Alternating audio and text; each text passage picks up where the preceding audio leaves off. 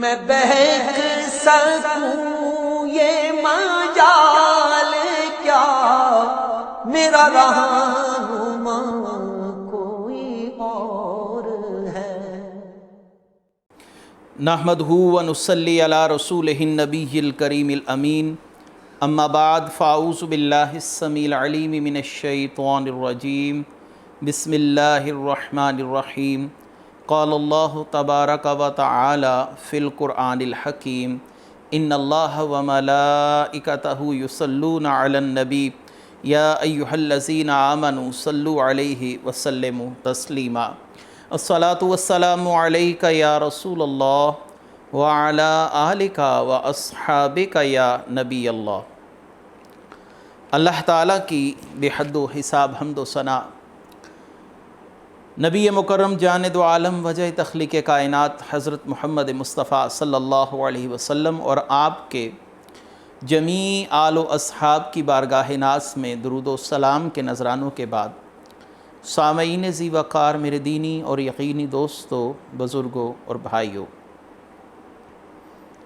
قرآن کریم فرقان حمید کی تفسیر کے حوالے سے ہمارا سلسلہ بنام تفسیر اعجاز القرآن جاری ہے، اور اسی تسلسل کو، اسی ربط کو آگے لیے بڑھیں گے، اور آج انشاءاللہ العزیز ہم سورہ الاعراف کے 8ویں رکوع اور 8ویں سپارے کے مجموعی طور پر 15ویں رکوع کی تفسیر آپ کی خدمت میں پیش کریں گے۔ اللہ تعالیٰ سے دعا ہے اللہ تعالیٰ ہم سب کو حق کی پیروی کرنے کی توفیق مرحمت فرمائے۔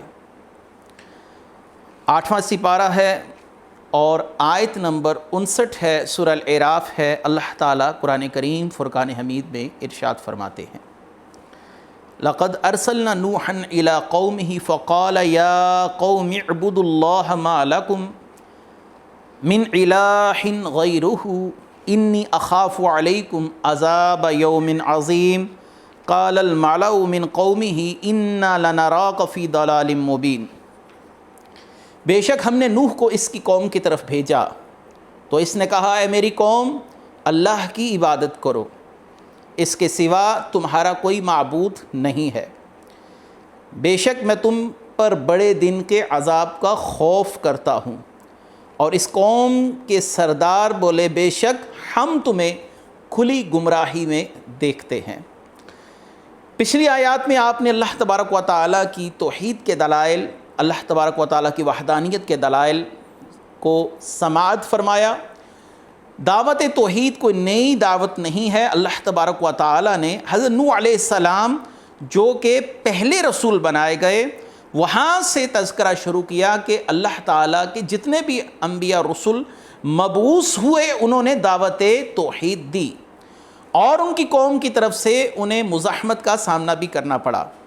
حضرت نوح علیہ السلام وہ پہلی شخصیت ہیں جنہوں نے اپنی قوم کو شرک سے روکا، کیونکہ حضرت آدم علیہ السلام سے لے کر حضرت نوح علیہ السلام تک شرک کا معاملہ یہ ثابت نہیں ہے۔ اور حضرت نوح علیہ السلام کے دور میں شرک کی ابتدا کیسے ہوئی اور شرک کیسے اس قوم کے اندر رائج ہوا، تو یاد رکھیے کہ کچھ صالح لوگ ہیں جن کا نام اللہ تعالیٰ نے سورہ نوح کے اندر 5 صالحین کے نام پر، ود، سوا، یعوق، نصر، اس طرح نام آتے ہیں سورہ نوح کے اندر۔ یہ حضرت نوح علیہ السلام کی قوم کے صالح لوگ تھے، اور جب یہ لوگ مر گئے تو ان کے مجسموں کو انہوں نے اپنی عبادت گاہوں میں اپنے خشوع و خضوع کے لیے رکھا، اور وقت گزرنے کے ساتھ ساتھ ان بتوں کی، ان مجسموں کی پرستش شروع ہوئی، اور حضرت نوح علیہ السلام نے برملا ان کے اس عمل کو خلاف شریعت کہا، اور اس عمل کو شرک سے تعبیر کیا، اور اللہ کی ناراضگی سے ان لوگوں کو ڈرایا۔ لیکن یہ لوگ نصیحت حاصل کرنے کی بجائے اللہ تبارک و تعالیٰ کے محبوب نبی حضرت نوح علیہ السلام کے مخالف ہو گئے۔ یہاں پر حضرت نوح علیہ السلام کے حوالے سے کچھ ابتدائی معلومات بھی عرض کرتا چلوں، جو مفسرین کرام نے اپنی تفاسیر کے اندر لکھی ہیں۔ حضرت نوح علیہ السلام کا معاملہ، حضرت نوح علیہ السلام کا شجرہ کیا ہے، اور حضرت نوح علیہ السلام کی جو شجر نسب کی کیفیت ہے، حیثیت، وہ کیا ہے۔ حضرت نوح علیہ السلام کا پورا نام نوح بن لمق بن متشلخ بن اخنوخ ہے، اور آپ حضرت ادریس علیہ السلام کی اولاد سے ہیں. حضرت نوح اور حضرت ادریس کے بعد پہلے نبی ہیں. حضرت نوح جو ہیں وہ حضرت ادریس کے بعد پہلے نبی ہیں جن کو اللہ تعالیٰ نے قوم کی طرف بھیجا. حضرت نوح علیہ السلام پیشے کے لحاظ سے بڑھائی تھے، یعنی لکڑی کا کام کرتے تھے، اور اللہ تعالیٰ نے ان کو جب ان کی قوم کی طرف مبعوث فرمایا تو ان کی عمر 50 سال تھی. حضرت نوح علیہ السلام کی مجموعی عمر کیا ہے؟ حضرت نوح علیہ السلام کی مجموعی عمر کے حوالے سے یہ قول ملتا ہے کہ آپ نے 1500 سال تک عمر پائی. حضرت نوح علیہ السلام کی عمر 1500 سال ہے، اور اس میں دعوت کا اور تبلیغ کا جو دورانیہ ہے وہ 950 سال تک ہے. 950 سال حضرت نوح علیہ السلام نے تبلیغ کی اور 1500 سال آپ نے عمر پائی. حضرت نوح علیہ السلام کا نام نوح کیوں ہوا؟ تو آپ چونکہ کثرت سے گریہ فرماتے تھے اس لیے آپ کا نام نوح پڑ گیا. بعض مفسرین نے آپ کے نام پر یہ بھی گفتگو کی ہے کہ آپ کا نام عبد الغفار تھا، اور اس کے علاوہ بھی دیگر مفسرین نے مختلف اقوال نقل فرمائے ہیں. اس میں نے جو راجح قول تھا وہ آپ کے سامنے پیش کر دیا. حضرت نوح علیہ السلام کے حوالے سے گفتگو چل رہی ہے. حضرت نوح علیہ السلام کی قوم جب آپ نے ان لوگوں کو شرک سے روکا تو ان لوگوں نے حضرت نوح علیہ السلام کی تردید فرمائی اور حضرت نوح علیہ السلام کو مجنون کہا. حضرت نوح علیہ السلام کو تردید کا سامنا کرنا پڑا. تو اللہ تبارک و تعالیٰ نے حضرت نوح علیہ السلام کے حوالے سے ان لوگوں کا قول نقل فرمایا. وہ کیا ہے؟ اللہ تعالیٰ نے فرمایا کہ ان لوگوں نے کہا، اے نوح ہم آپ کو گمراہی میں دیکھتے ہیں، اِنَّا لَنَرَاكَ فِي ضَلَالٍ مُبِينٍ، ہم آپ کو کھلی گمراہی میں دیکھتے ہیں. حضرت نوح علیہ السلام نے فرمایا، قَالَ يَا قَوْمِ لَيْسَ بِي ضَلَالَةٌ وَلَكِنِّي رَسُولٌ مِّن رَبِّ الْعَالَمِينَ، اے میری قوم مجھ میں کوئی گمراہی نہیں ہے لیکن میں رب العالمین کی طرف سے رسول ہوں. یہاں پر نبی کریم صلی اللہ علیہ وسلم کی عظمت کے حوالے سے ایک بات ضرور کہوں گا. حضرت نوح علیہ السلام پر اعتراض ہوا تو نبی کریم صلی اللہ علیہ وآلہ وسلم نے اور نبی کریم صلی اللہ علیہ وسلم پر بھی اعتراض ہوا.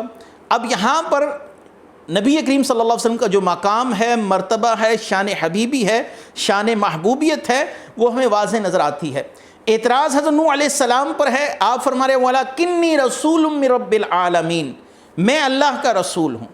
انہوں نے آپ کو جھٹلایا تو آپ نے خود جواب دیا. لیکن جب اللہ تعالیٰ کے محبوب حضرت محمد مصطفیٰ صلی اللہ علیہ وسلم کی تردید کی گئی، آپ کو جھٹلایا گیا، آپ پر کوئی اعتراض کیا گیا، تو پھر اللہ تعالیٰ نے خود جواب دیا ہے. اللہ تبارک و تعالیٰ نے اپنے محبوب صلی اللہ علیہ وسلم کا دفاع خود کیا.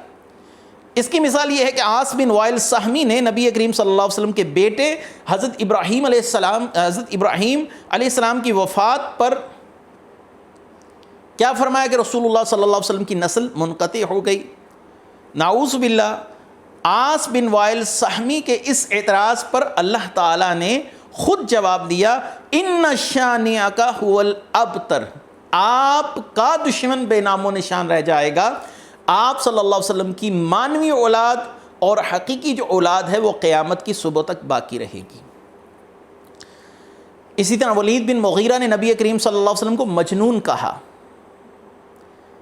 تو اللہ تعالیٰ نے آپ کی برات بیان کرتے ہوئے سورہ قلم آیت نمبر 2 میں فرمایا، ما انت بنعمت ربک بمجنون، اپنے رب کی نعمت سے آپ مجنون نہیں ہیں. اعتراض رسول کریم پر ہے اور جواب اللہ تبارک و تعالیٰ دے رہے ہیں. ولید بن مغیرہ نے نبی کریم صلی اللہ علیہ وسلم کی مذمت کی. اللہ تعالیٰ نے سورہ قلم کی کئی آیات اس کے لیے اتاری اور آخری آیت میں فرمایا اتلم بعد ذالک زنیم، اور اس پر بڑھ کر ترا یہ ہے کہ یہ ہے ہی بد اصل، اس کی اصل ہی ثابت نہیں ہے. تو یہ ہے مقام نوح علیہ السلام اور نبی کریم صلی اللہ علیہ وسلم کا مقام. حضرت نوح علیہ السلام خود جواب دے رہے ہیں کہ میں اللہ کا رسول ہوں اور میں گمراہ نہیں ہوں. تو معلوم ہوا کہ جو اللہ کا رسول ہوتا ہے اس سے گمراہی کوسوں دور ہوتی ہے. اعلان نبوت سے پہلے یا اعلان نبوت کے بعد اللہ تعالیٰ نے ان کو اس سے دور رکھا ہے کہ وہ کوئی صغیرہ گناہ کریں یا کوئی کبیرہ گناہ کریں. اگلی آیت ابلغکم رسالت ربی وانصح لکم وعلم من اللہ ما لا تعلمون، میں تمہیں اپنے رب کے پیغامات پہنچاتا ہوں، میں تمہاری خیر خواہی کرتا ہوں، میں اللہ کی طرف سے ان باتوں کو جانتا ہوں جن کو تم نہیں جانتے۔ میں تمہاری خیر خواہی کے لیے آیا ہوں اور میں ان باتوں کو جانتا ہوں جنہیں تم نہیں جانتے۔ میں تمہیں عقیدے کے فساد سے روکنے کے لیے آیا ہوں، میں تمہیں توحید کی دعوت دیتا ہوں، اور میں وَعَالَمُ مِنَ اللَّهِ مَا لَا تَعْلَمُونَ، میں اللہ کی طرف سے وہ باتیں جانتا ہوں، یعنی اللہ کا عذاب جانتا ہوں۔ جب اللہ کا عذاب آ جائے تو اسے کوئی روکنے والا نہیں ہے۔ جب اللہ ناراض ہو جائے کسی قوم سے تو اس قوم کا حشر اللہ تبارک و تعالیٰ ایسے فرما دیتا ہے کہ وہ بعد میں آنے والوں کے لیے عبرت کا نشان بن جاتی ہے۔ ایسے ہی حضرت شعیب علیہ السلام نے اپنی قوم کو نصیحت کی، سورہ ہود ہے، آیت نمبر 89 ہے کہ میری قوم تمہیں میری دشمنی ایسی چیز پر برانیختہ نہ کرے، تیار نہ کرے جس کی وجہ سے تم پر قوم نوح کی مثل عذاب آئے، یا ہود کی قوم کی مثل عذاب آئے، یا صالح علیہ السلام کی قوم کی مثل عذاب آئے، اور لوط کی قوم تم سے زیادہ کچھ بعید نہیں ہے۔ جب اللہ تعالیٰ کی ناراضگی آئیں تو اللہ تعالیٰ نے مختلف اقوام عالم کو جو تباہ و برباد کیا، کسی قوم پر پتھروں کی بارش ہوئی، اور کسی قوم کو اللہ تعالیٰ نے ہوا کے ذریعے اٹھا کر زمین پر پٹکا، حتیٰ کہ وہ لوگ اتنے قوی تھے کہ درختوں کو دونوں ہاتھوں سے اکھاڑ لیا کرتے تھے، لیکن اللہ تعالیٰ نے ان لوگوں کو ہوا کے ذریعے تباہ و برباد کیا۔ حضرت نوح علیہ السلام کی قوم کو بھی اللہ تعالیٰ نے پانی میں ڈبو کر ختم کر دیا۔ جناب لوط علیہ السلام کی قوم پر پتھروں کی بارش کی گئی، اور وہ پتھر جب کسی انسان کے جسم پر لگتا تھا تو جسم کے دوسرے حصے سے نکل جاتا تھا، گویا کہ وہ پتھر ایسے تھا جیسے آج کے دور میں ہم کسی گولی کو استعمال کرتے ہیں کسی شخص کو مارنے کے لیے۔ وَعَالَمُ مِنَ اللَّهِ مَا لَا تَعْلَمُونَ، میں اللہ کی طرف سے وہ باتیں جانتا ہوں جو تم نہیں جانتے۔ تکبر سے باز آؤ، اللہ کی نشانیوں پر مت ہنسو۔ اور اس قوم کا کیا کہنا تھا؟ تم نہیں ہو مگر ہماری مثل ایک بشر، تم تو ہم جیسے ہو، اللہ تم پر کیسے انعام کر سکتا ہے؟ یاد رکھیے، یہ پرانی بیماری ہے مالدار لوگوں میں کہ وہ کسی شخص پر اگر اللہ کا کوئی کرم ہو، اللہ کا فضل ہو جائے تو اس چیز کو تسلیم نہیں کرتے۔ دولت ان کی آنکھوں پر پٹی باندھ دیتی ہے، یہ ہمیں فائدہ حاصل ہوا۔ قال الملأ من قومه انا لنراک فی ضلال مبین، اس قوم کے بڑے بولے، پیسے والے لوگ بولے کہ اے نوح ہم تمہیں گمراہی میں دیکھتے ہیں۔ نبی کریم صلی اللہ علیہ وسلم نے فرمایا دین غریبی سے شروع ہوا ہے اور سمٹ کر پھر غریبی کی طرف آ جائے گا۔ اقبال نے کیا خوب فرمایا، آ کے ہوتے ہیں جو مسجد میں صف آرا تو غریب، یعنی مسجدوں کو جو آباد کرتے ہیں وہ کون ہیں؟ ان میں اکثریت غریبوں کی ہے۔ آ کے ہوتے ہیں جو مسجد میں صف آرا تو غریب، نام لیتا ہے اگر کوئی ہمارا تو غریب۔ عمرہ نشہ دولت میں ہے غافل ہم سے، زندہ ہے ملت بیضا غربا کے دم سے۔ اگر آج شریعت محمدی سانسیں لے رہی ہے تو اس میں غربا کا ایک بہت بڑا کردار ہے۔ جس اللہ تعالیٰ نے جس انسان کو جتنا نوازا، اس انسان کو دولت ملنے کے بعد اس کا دل اتنی ہی غفلت میں جا پڑا۔ تو انہوں نے کہا قال الملأ من قومه ان لنراک فی ضلال مبین، ہم تمہیں گمراہی میں دیکھتے ہیں۔ آپ نے فرمایا میں اللہ کا رسول ہوں، میں رب کائنات کا رسول ہوں، میں گمراہ کیسے ہو سکتا ہوں؟ ابلغکم رسالت ربی وانصح لکم وعالم من اللہ ما لا تعلمون، میں تمہیں رب کا پیغام پہنچاتا ہوں، نصیحت کرتا ہوں اللہ کی طرف سے، وہ جانتا ہوں جو تم نہیں جانتے۔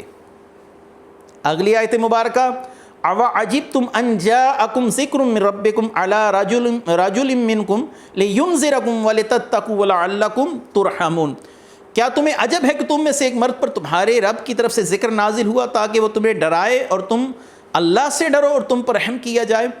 کفار کا ہمیشہ سے ہر دور کے اندر یہی اعتراض رہا ہے کہ اللہ نے جس شخص کو منتخب کیا ہے پیغام پہنچانے کے لیے وہ تو ہم جیسا ہے، اللہ نے فرشتوں کو کیوں نہیں اتارا؟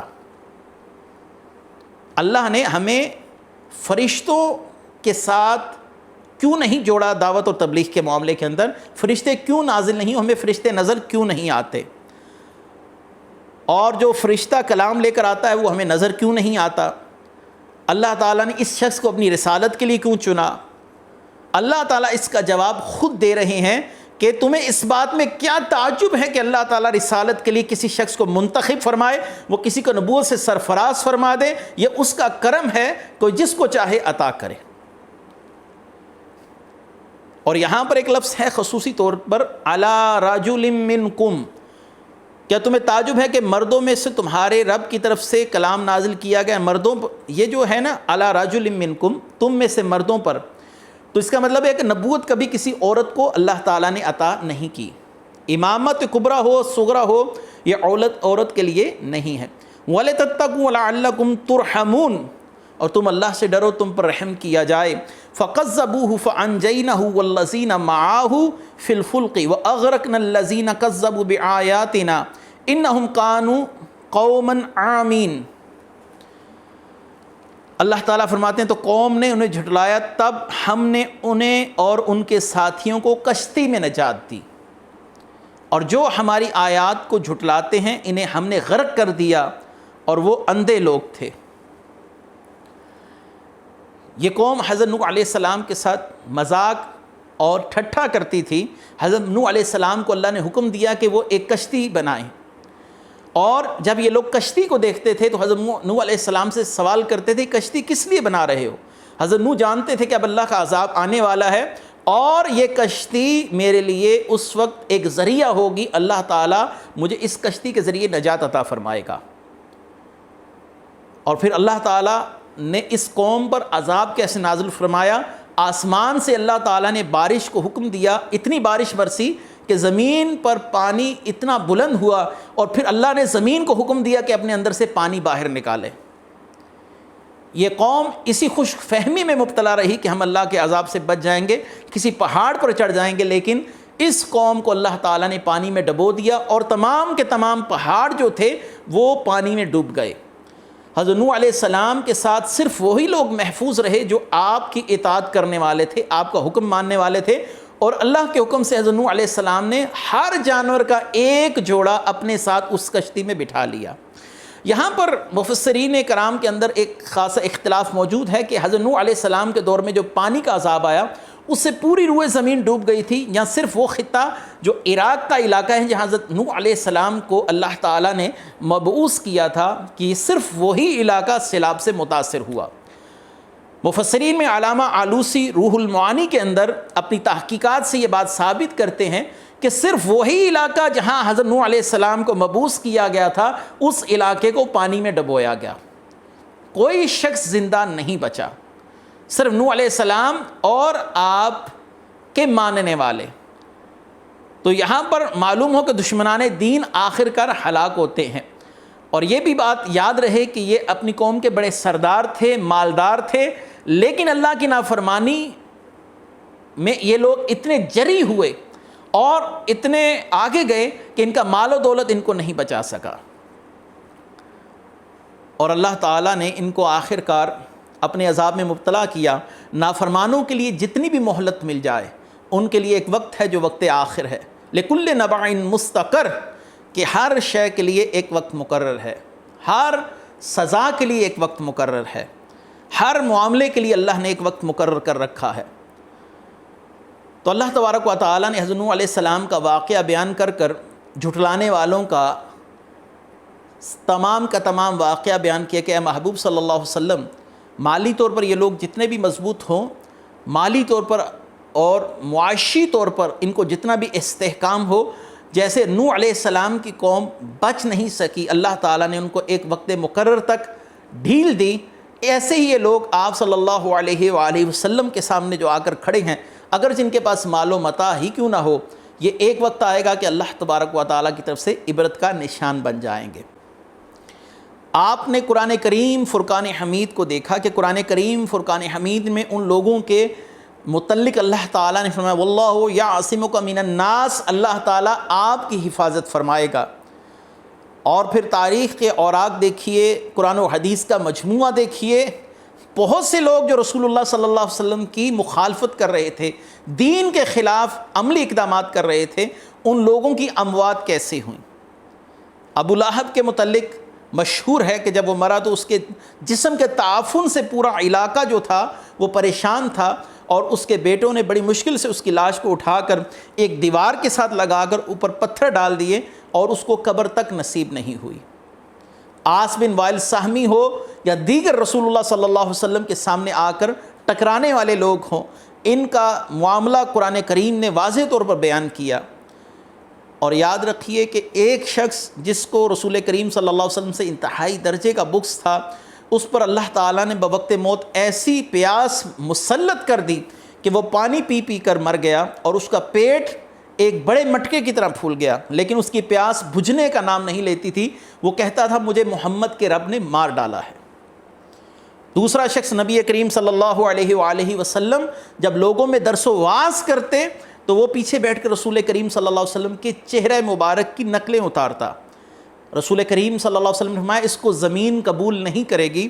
جب وہ شخص مر گیا تو زمین سے اس کی لاش باہر آ جاتی تھی، لوگ اس کو دفناتے تھے، پھر زمین اس کی لاش کو باہر نکال دیتی تھی۔ یہ تمام کے تمام واقعات اس بات کی طرف اشارہ کرتے ہیں کہ اللہ کے محبوبوں کے خلاف یا اللہ کے دین کے خلاف جس نے بھی عملی اقدامات کیے ہیں، اللہ تبارک و تعالیٰ نے ان کو نشان عبرت بنا دیا ہے۔ اپنی زندگیوں میں ہنستے رہے دین کی باتیں سن کر، لیکن جب مرنے کا وقت آیا تو ان لوگوں کے نہ چہرے پہچانے گئے، نہ قبروں نے ان کو قبول کیا، ان کے جسم کی بدبو سے پورے کے پورے علاقے متعفن ہوئے۔ اللہ تبارک و تعالی ہمیں اپنے محبوب کریم صلی اللہ علیہ وسلم کی وفاداری اور انبیاء علیہم السلام کی سنت کے مطابق زندگی گزارنے کی توفیق مرحمت فرمائے۔ وآخر دعوانا ان الحمد للہ رب العالمین۔ میں بہک سکوں یہ مجال کیا میرا رہا